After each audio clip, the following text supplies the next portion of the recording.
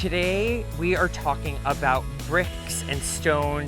When we were here building the patio at Edgewood Hall, we did a mix of vintage antique brick, zipper brick, bluestone curbing that was all salvage. The choices are really endless. Where really does one start if you're not sure what you want? The best rule of thumb is what goes well with the house. Now you have a historic home that needs to have things that match. So you're not going to do very modern things. You're going to do things like bluestone, like brick, reclaimed brick.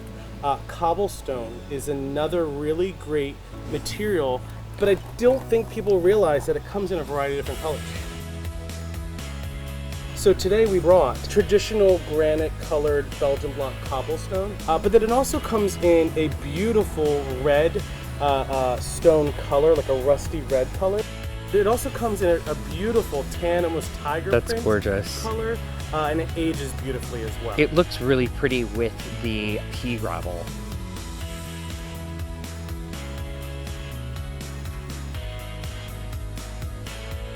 This one right here, on the one on top, is thermal bluestone. That means it's laser cut, it has few discolorations, and that's really good in modern landscape, or something where you need, or complements a really rustic material like brick. One under it is actually natural cleft flagstone. That means it's been almost like chipped off at the quarry, and it has those clefts, those dimples, those... And this is an example of cleft on top, right? Yes, and that's irregular flagstone. It's great for pathways with, sod in between the joints. The cement pavers, there's a lot of different vendors that make a lot of different quality of products. You know what the great thing about them is that they're affordable, and if you get a little creative with how you use them, they just look just as chic as using the bluestone or brick. The brick and materials here, I mean, it's everything from something man-made modern to something that's, over 100 years old. Are there better bricks to use than others? I mean, certainly you want to try the quality, check the quality of that brick when you're buying reclaimed materials. If it's disintegrating, don't buy it. So you want to buy nice, strong brick. The thing I love about this is there's this beveled edge on here.